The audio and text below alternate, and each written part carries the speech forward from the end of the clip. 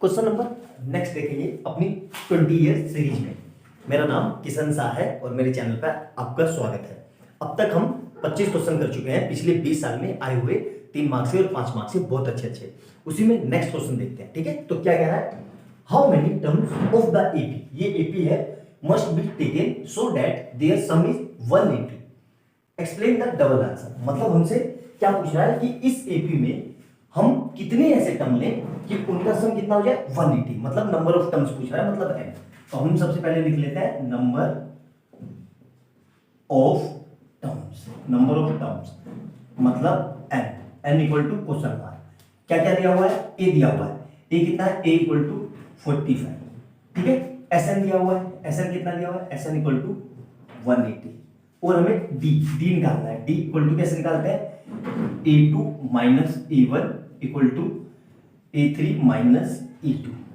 a2 कितना है देखो 39 minus 45 equal to 33 minus 39। Decreasing AP है तो d माइनस में आएगा, d क्या होगा आपको, तो यहां से कितना आएगा -6 इक्वल टू -6।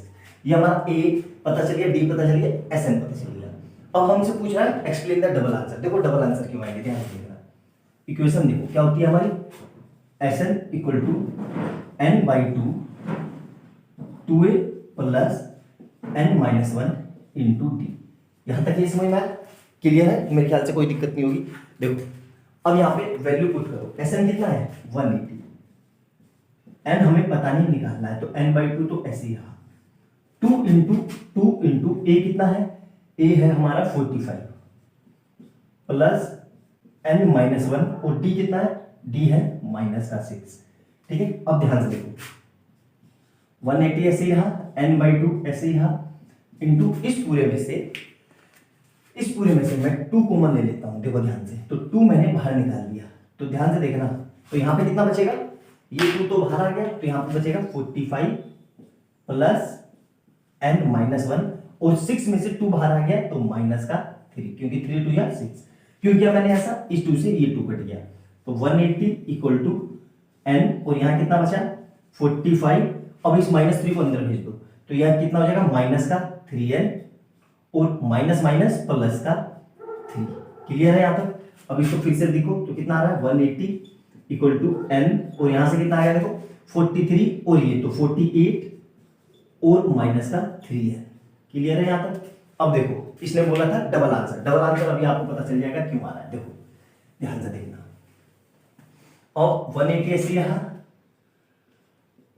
n को अंदर भेजो तो 48n माइनस 3n स्क्वायर। अब क्या करेंगे, इस पूरे को उठा के इधर ले जाएंगे, मतलब इस पूरे को उठा के इधर ले आए, तो क्या हो जाएगा ये 3n स्क्वायर माइनस का 48n प्लस का 180 इक्वल टू 0। अब देखो ये n में क्वाड्रेटिक बन रही है, n में क्वाड्रेटिक बन रही है, 2 वैल्यू आई, क्वाड्रेटिक इक्वेशन हम इससे पहले चैप्टर पढ़ के आए थे, इसलिए वो कह रहा है कि एक्सप्लेन द डबल आंसर, क्योंकि ये क्वाड्रेटिक है इसलिए डबल आंसर आएंगे।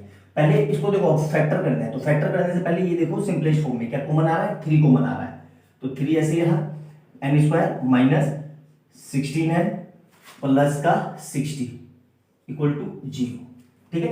3 कहाँ जाएगा 0 में, तो क्या बच गया n square minus 16n plus 60 equal to 0। अब 60 के ऐसे फैक्टर करने हैं कि प्लस माइनस करके तो 16 आ जाए और मल्टीप्लाई करके 60 आ जाए। क्या हो गया मेरे को, तो देखो n square minus 10n minus 6n plus 60 equal to 0। Clear है यहां तक। अब देखो ध्यान से देखना, बहुत अच्छा सवाल है, 5 नंबर में पूछा हुआ है, कैलकुलेटिव क्वेश्चन है, ठीक है। देखो ध्यान से, तो इसको में से कुछ कॉमन आ रहा है, बिल्कुल सर n कॉमन आ रहा है, तो क्या बचा n माइनस 10 और यहां से क्या कॉमन आ रहा है माइनस का 6, तो क्या बचेगा n माइनस 10 इक्वल टू 0। तो यहां से कितना आ जाएगा n माइनस 10 और n माइनस 6 इक्वल टू 0। तो यहां से क्या लिख लेंगे n माइनस 10 इक्वल टू 0 और यहां से क्या आएगा n माइनस 6 इक्वल टू 0। तो n इक्वल टू 10 हो गया और n इक्वल टू 6 हो गया। अब देखना ध्यान से, ठीक है, ध्यान से देखना, ये इरेज कर दे रहा हूं। अगर हम एपी में 6 टर्म ले रहे हैं, 6 टर्म, तो यहां से देखो क्या हमारा आंसर 180 आ रहा है, देखो ध्यान से, तो 45 प्लस 39 33 और अगला क्या आएगा, इसमें कितने कितने का गैप है, 6 का, तो ये आ जाएगा 20, 6 गए 30, 27, फिर 21, 1 2 3 4 5, फिर कितना आएगा ये 50। क्या इन सबको ऐड करो, इन सबको ऐड करके क्या 180 आ रहा है, करके देख लेते हैं।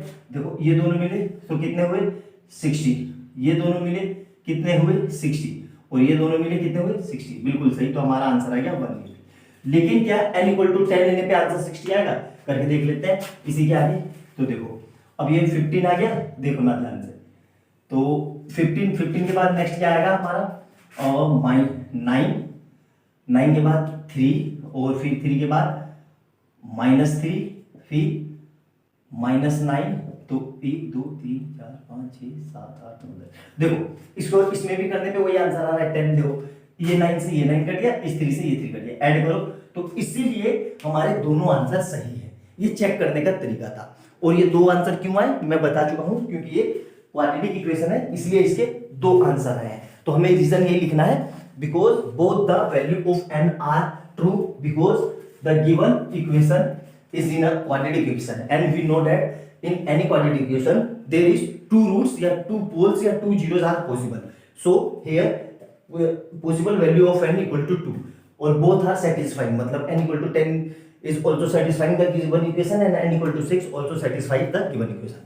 आई बात समझ में, नोट डाउन करना, बहुत ही उम्दा किस्म का क्वेश्चन है, ये बोर्ड में आया हुआ है। इस तरह का क्वेश्चन आ जाएगा तो आप पक्का एक ही आंसर टिक करके आओगे, दोनों नहीं, जबकि दोनों आंसर सही है इसके। ठीक है, चैनल पर पहली बार आए हो तो लाइक एंड सब्सक्राइब कर लेना और बेल आइकन दबा लेना कि जैसे मैं कोई नई वीडियो डालूं उसका नोटिफिकेशन आपको तुरंत मिल जाए। और कमेंट सेक्शन में अपने सुझाव जरूर देना। और इससे पहले हमारे चैनल पे जाना, मैंने अर्थमेटिकल प्रोग्रेशन के 20 क्वेश्चन करा चुका हूं, उनको जाके देखना, आपकी तैयारी बहुत ही स्ट्रांग हो जाएगी। सब बोर्ड में आए हुए हैं। ठीक है, मिलते हैं अगली वीडियो में बहुत अच्छे क्वेश्चन के साथ। बाय बाय दोस्तों।